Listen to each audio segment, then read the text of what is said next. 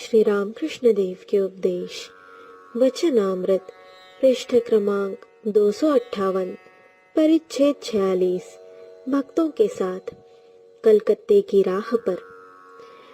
श्री रामकृष्ण दक्षिणेश्वर से गाड़ी पर कलकत्ते की ओर जा रहे हैं।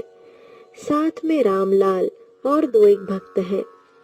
फाटक से निकलते ही आपने देखा कि मणि हाथ में 4 फजली आम लिए हुए पैदल आ रहे हैं।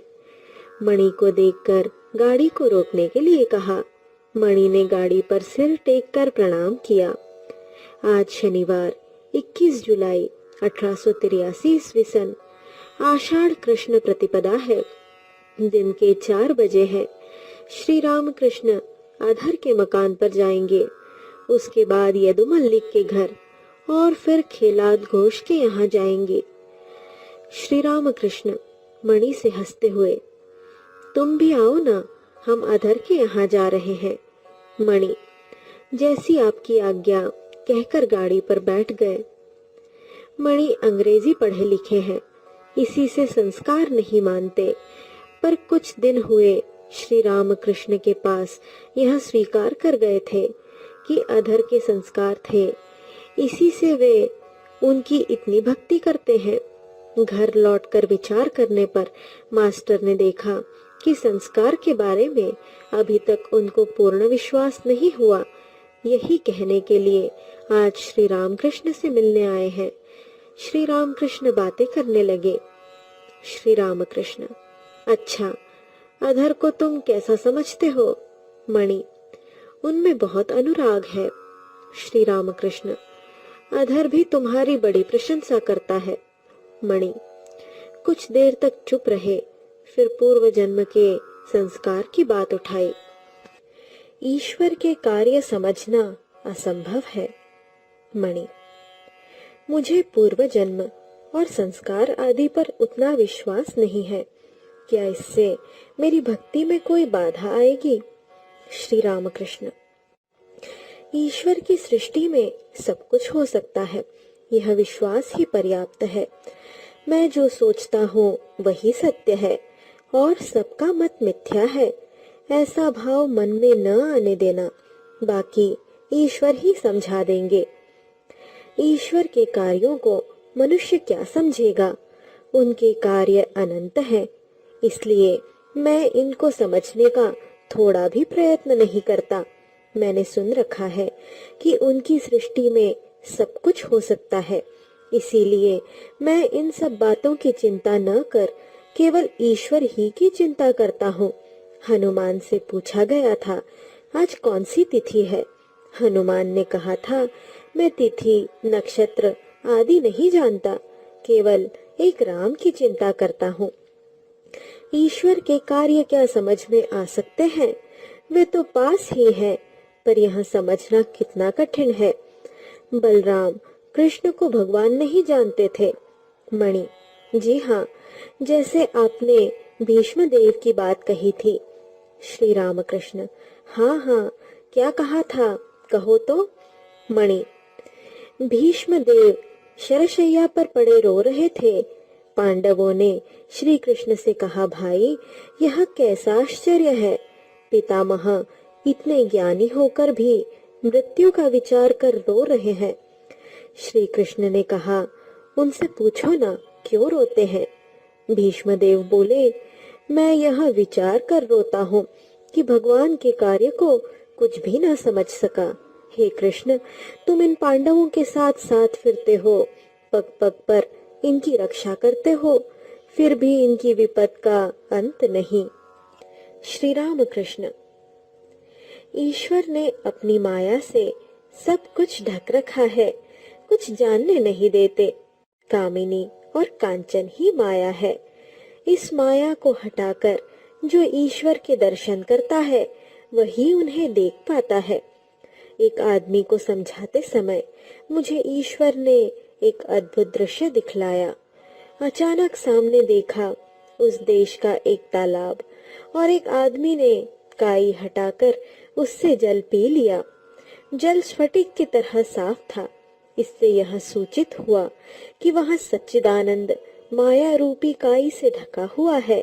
जो काई हटाकर जल पीता है वही पाता है। सुनो, तुमसे बड़ी गूढ़ बातें कहता हूँ। झाड़ुओं के तले बैठे हुए देखा कि चोर दरवाजे का सा एक दरवाजा सामने है। कोठरी के अंदर क्या है यहाँ मुझे दिखाई नहीं पड़ा।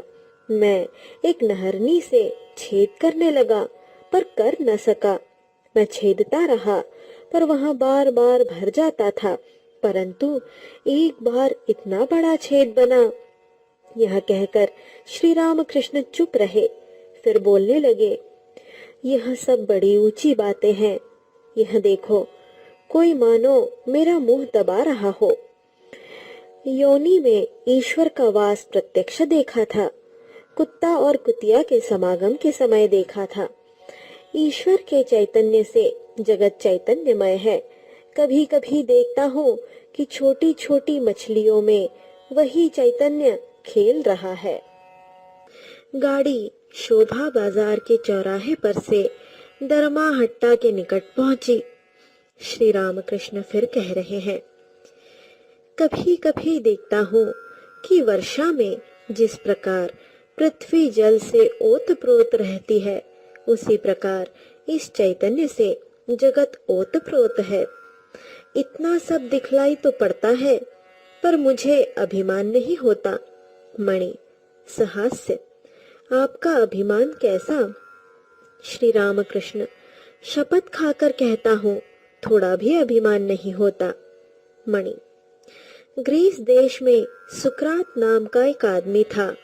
यहाँ दैववाणी हुई थी कि सब लोगों में वही ज्ञानी है। उसे आश्चर्य हुआ। बहुत देर तक निर्जन में चिंता करने पर उसे भेद मालूम हुआ। तब उसने अपने मित्रों से कहा, केवल मुझे ही मालूम हुआ है कि मैं कुछ नहीं जानता, पर दूसरे सब लोग कहते हैं कि हमें खूब ज्ञान हुआ है, परंतु वास्तव में सभी अज्ञान है। श्री रामकृष्ण, मैं कभी कभी सोचता हूँ कि मैं जानता ही क्या हूँ कि इतने लोग यहाँ आते हैं। वैष्णव चरण बड़ा पंडित था। वह कहता था कि तुम जो कुछ कहते हो वह सब शास्त्रों में पाया जाता है, तो फिर तुम्हारे पास क्यों आता हूँ? तुम्हारे मुंह से वही सब सुनने के लिए। मणि, आपकी सब बातें शास्त्र से मिलती हैं। नवद्वीप गोस्वामी भी उस दिन पानीहाटी में यही बात कहते थे। आपने कहा कि गीता गीता बार बार कहने से त्यागी त्यागी हो जाता है, वास्तव में त्यागी होता है। परंतु नवद्वीप गोस्वामी ने कहा था कि त्यागी और त्यागी दोनों का एक ही अर्थ है। तग एक धातु है, उसी से त्यागी बना है। श्री रामकृष्ण, मेरे साथ क्या दूसरों का कुछ मिलता जुलता है, किसी पंडित या साधु का? मणि, आपको ईश्वर ने स्वयं अपने हाथों से बनाया है और दूसरों को मशीन में डालकर जैसे नियम के अनुसार सृष्टि होती है। श्री रामकृष्ण, सहास्य, रामलाल आदि से, अरे कहता क्या है? श्री रामकृष्ण की हंसी रुकती ही नहीं। अंत में उन्होंने कहा, शपथ खाता हूँ, मुझे तनिक भी अभिमान नहीं होता। मणि, विद्या से एक लाभ होता है, उससे यह मालूम हो जाता है कि मैं कुछ नहीं जानता और मैं कुछ नहीं हूँ। श्री रामकृष्ण, ठीक है, मैं कुछ नहीं हूँ, मैं कुछ नहीं हूँ। अच्छा, अंग्रेजी ज्योतिष पर तुम्हें विश्वास है? मणि, उन लोगों के नियम के अनुसार नए आविष्कार हो सकते हैं। यूरेनस ग्रह की अनियमित चाल देखकर उन्होंने दूरबीन से पता लगाकर देखा कि एक नया ग्रह नेपच्यून चमक रहा है। फिर उससे ग्रहण की गणना भी हो सकती है। श्री रामकृष्ण, हाँ, सो तो होती है। गाड़ी चल रही है, प्रायः अधर के मकान के पास आ गई है। श्री रामकृष्ण मणि से कहते हैं, सत्य में रहना, तभी ईश्वर मिलेंगे। मणि, एक और बात आपने नवद्वीप गोस्वामी से कही थी, हे ईश्वर, मैं तुम ही को चाहता हूँ। देखना, अपनी भुवन मोहिनी माया के ऐश्वर्य से मुझे मुग्ध न करना, मैं तुम ही को चाहता हूँ। श्री रामकृष्ण, हाँ, यहाँ दिल से कहना होगा। अधर सेन के मकान पर कीर्तनानंद में। श्री रामकृष्ण अधर के मकान पर आए हैं। बैठक खाने में रामलाल, मास्टर, अधर तथा कुछ और भक्त आपके पास बैठे हुए हैं। मोहल्ले के 2-4 लोग श्री रामकृष्ण को देखने आए हैं। राखाल के पिता कलकत्ते में रहते हैं। राखाल वही है। श्री रामकृष्ण अधर के प्रति, क्यों, राखाल को खबर नहीं दी? अधर, जी, उन्हें खबर दी है। राखाल के लिए श्री रामकृष्ण को व्यग्र देखकर अधर ने राखाल को लीवा लाने के लिए एक आदमी के साथ अपनी गाड़ी भिजवा दी। अधर श्री रामकृष्ण के पास आ बैठे। आपके दर्शन के लिए अधर आज व्याकुल हो रहे थे। आज आपके यहाँ आने के बारे में पहले से कुछ निश्चित नहीं था। ईश्वर की इच्छा से ही आप आ पहुँचे हैं। अधर, बहुत दिन हुए आप नहीं आए थे। मैंने आज आपको पुकारा था, यहाँ तक कि आंखों से आंसू भी गिरे थे। श्री रामकृष्ण प्रसन्न होकर हंसते हुए, क्या कहते हो?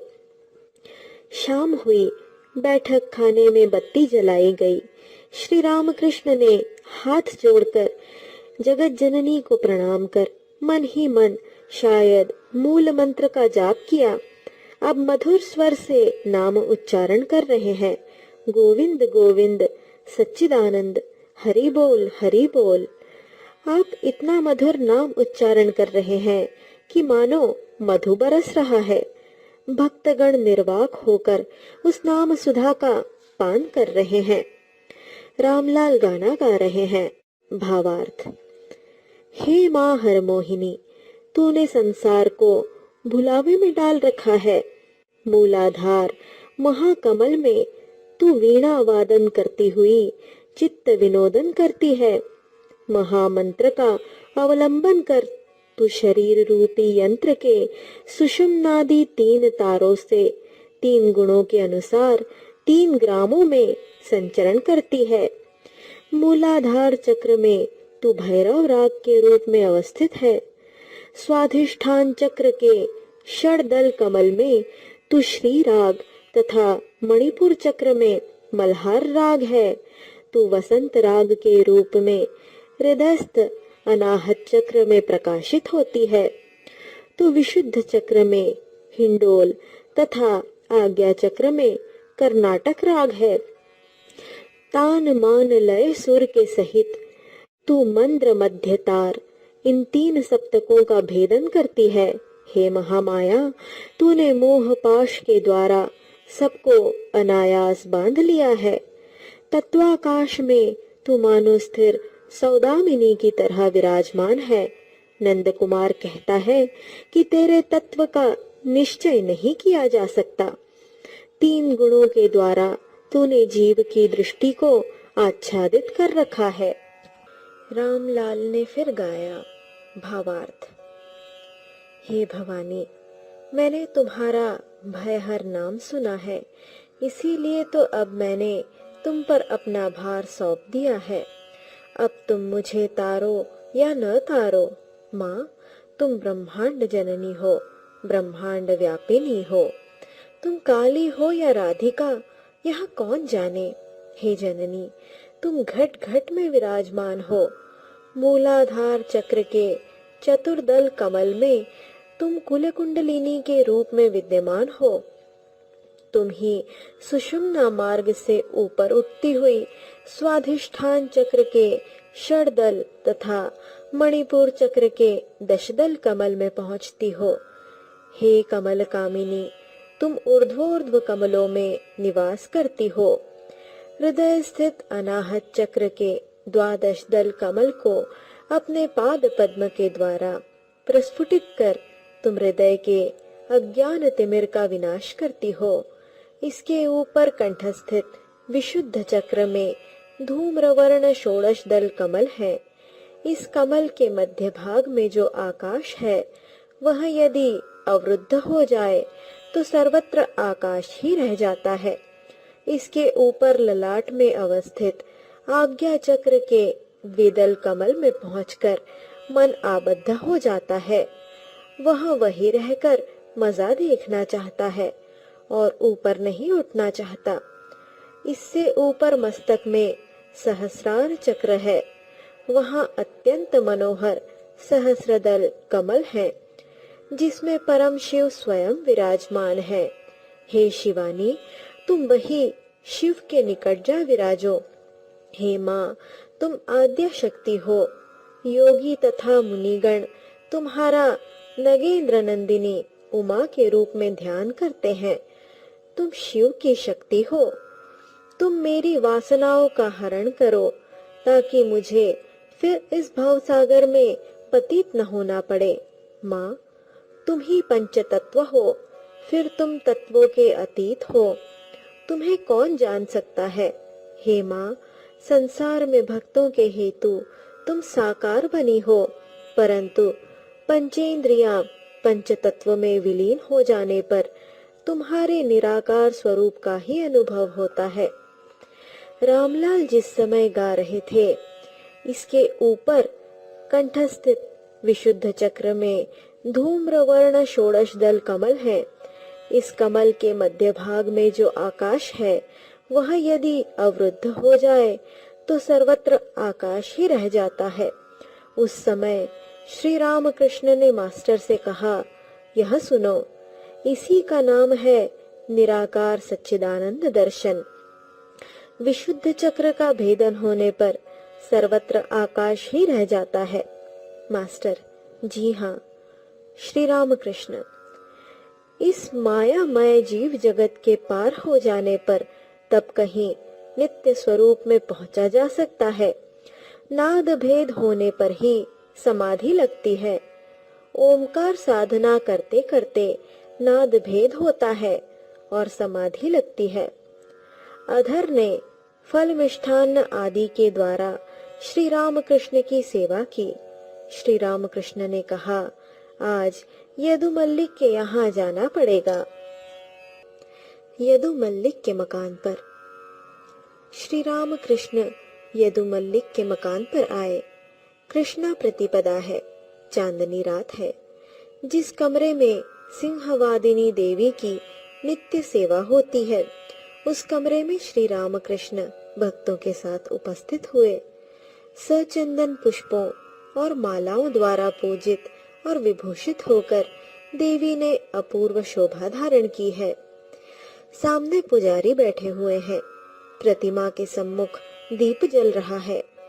सहचरों में से एक को श्री राम कृष्ण ने रुपया चढ़ाकर प्रणाम करने कहा, क्योंकि देवता के दर्शन के लिए आने पर कुछ प्रणामी चढ़ानी चाहिए।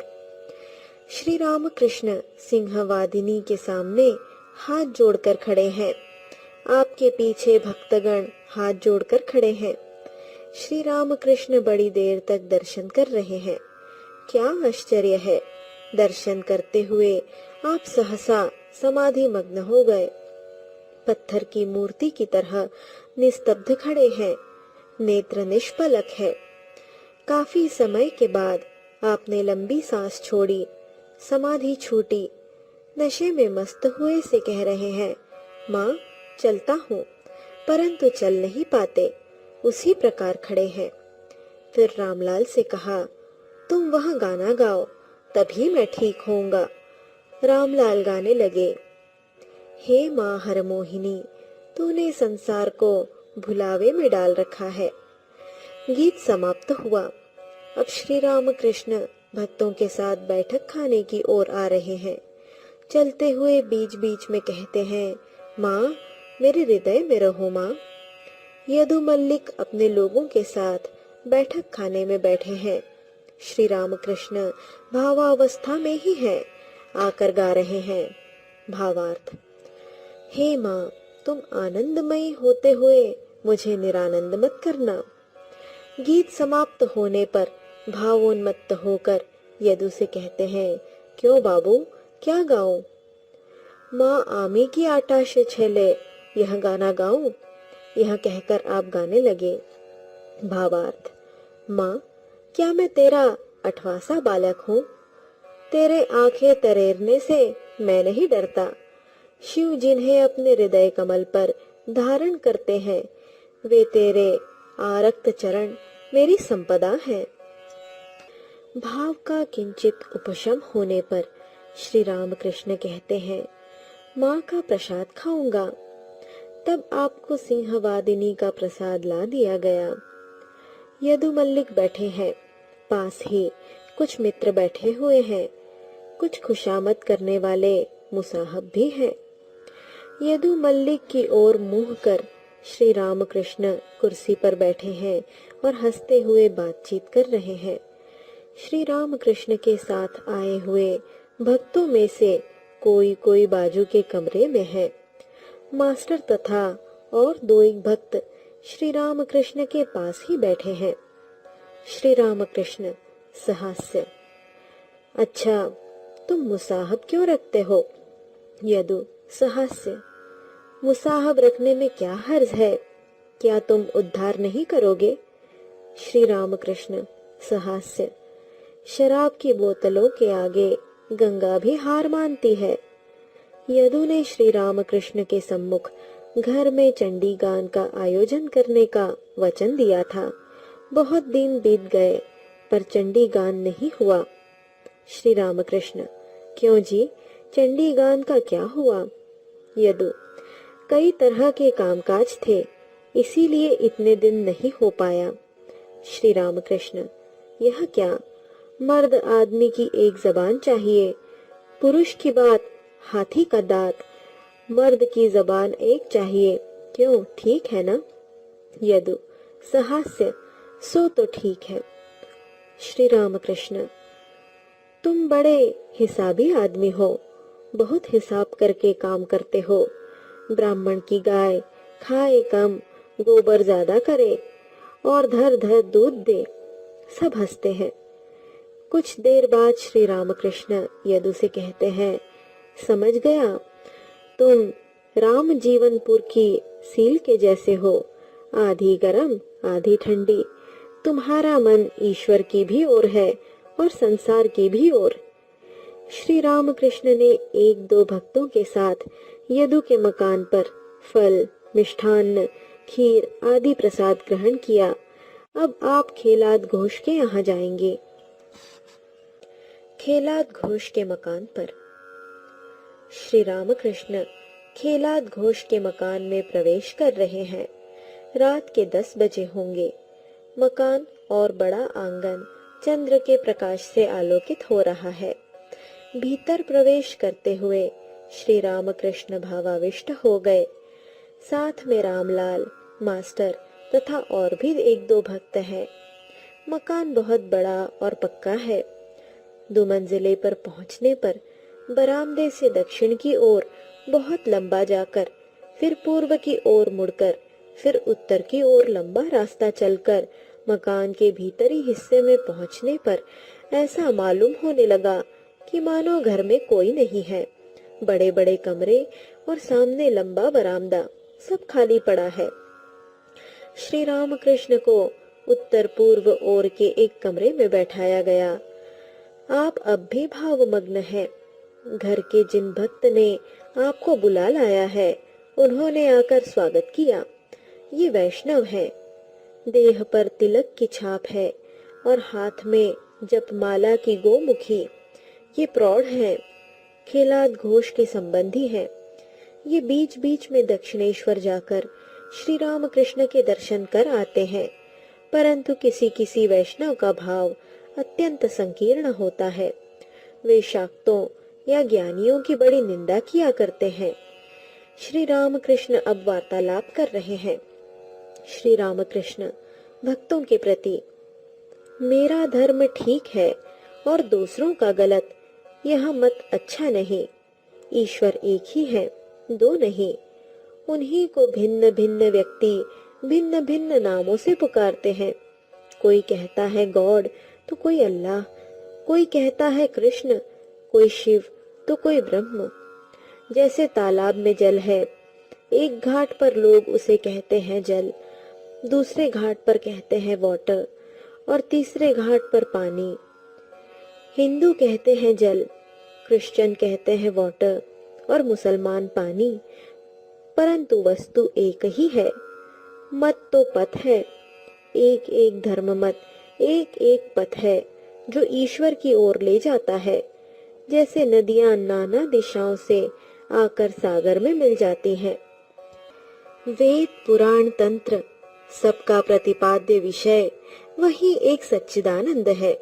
वेदों में सच्चिदानंद ब्रह्म, पुराणों में सच्चिदानंद कृष्ण, तंत्रों में सच्चिदानंद शिव कहा है। सच्चिदानंद ब्रह्म, सच्चिदानंद कृष्ण, सच्चिदानंद शिव एक ही है। सब चुप हैं। वैष्णव भक्त: महाराज, ईश्वर का चिंतन भला क्यों करें? श्री रामकृष्ण: यहाँ बोध यदि रहे तो फिर वहाँ जीवन मुक्त ही है, परंतु सब में यह विश्वास नहीं होता। केवल मुंह से कहते हैं ईश्वर है, उन्हीं की इच्छा से सब कुछ हो रहा है। यहाँ विषयासक्त लोग सुन भर लेते हैं, इस पर विश्वास नहीं रखते। विषयासक्त लोगों का ईश्वर कैसा होता है जानते हो? जैसे माँ काकी का झगड़ा सुनकर बच्चे भी झगड़ते हुए कहते हैं मेरे ईश्वर हैं। क्या सभी लोग ईश्वर की धारणा कर सकते हैं? उन्होंने भले आदमी भी बनाए हैं और बुरे आदमी भी, भक्त भी बनाए हैं और अभक्त भी, विश्वासी भी बनाए हैं और अविश्वासी भी। उनकी लीला में सर्वत्र विविधता है। उनकी शक्ति कहीं अधिक प्रकाशित होती है तो कहीं कम। सूर्य का तेज मिट्टी की अपेक्षा जल में अधिक प्रकाशित होता है, फिर जल की अपेक्षा दर्पण में अधिक प्रकाशित होता है। फिर भक्तों के बीच अलग अलग श्रेणियां हैं, उत्तम भक्त, मध्यम भक्त, अधम भक्त। गीता में ये सब बातें हैं। वैष्णव भक्त: जी हाँ। श्री रामकृष्ण: अधम भक्त कहता है ईश्वर बहुत दूर आकाश में है। मध्यम भक्त कहता है ईश्वर सर्वभूतों में चेतना के रूप में, प्राण के रूप में विद्यमान है। उत्तम भक्त कहता है ईश्वर स्वयं ही सब कुछ हुए हैं। जो भी कुछ दिख पड़ता है वहाँ उन्हीं का एक रूप है। वे ही माया, जीव, जगत आदि बने हैं। उनके सिवा दूसरा कुछ भी नहीं है। वैष्णव भक्त: क्या ऐसी अवस्था किसी को प्राप्त होती है? श्री रामकृष्ण: उनके दर्शन किए बिना ऐसी अवस्था नहीं हो सकती, परंतु दर्शन हुए हैं या नहीं इसके लक्षण हैं। दर्शन होने पर मनुष्य कभी उन्मत्तवत हो जाता है, हंसता रोता नाचता गाता है। फिर कभी बालकवत हो जाता है, 5 साल के बच्चे जैसी अवस्था, सरल, उदार, अहंकार नहीं, किसी चीज पर आसक्ति नहीं, किसी गुण का वशीभूत नहीं, सदा आनंदमय अवस्था है। कभी वहाँ पिशाचवत बन जाता है, शुचि अशुचि का भेद नहीं रहता, आचार अनाचार सब एक हो जाता है। फिर कभी वहाँ जड़वत हो जाता है, मानो कुछ देखकर स्तब्ध हो गया है। इसी से किसी भी प्रकार का कर्म, किसी भी प्रकार की चेष्टा नहीं कर सकता। क्या श्री राम कृष्ण स्वयं की ही अवस्थाओं की ओर संकेत कर रहे हैं? श्री राम कृष्ण वैष्णव भक्त से: तुम और तुम्हारा यह ज्ञान है, मैं और मेरा यह अज्ञान। हे ईश्वर, तुम करता हो, मैं अकर्ता, यही ज्ञान है। हे ईश्वर, सब कुछ तुम्हारा है। देह, मन, घर, परिवार, जीव, जगत, यह सब तुम्हारा ही है, मेरा कुछ नहीं। इसी का नाम ज्ञान है। जो अज्ञानी है वही कहता है कि ईश्वर वहाँ बहुत दूर है। जो ज्ञानी है वह जानता है कि ईश्वर यहाँ अत्यंत निकट, हृदय के बीच अंतर्यामी के रूप में विराजमान है। फिर उन्होंने स्वयं भिन्न भिन्न रूप भी धारण किए हैं।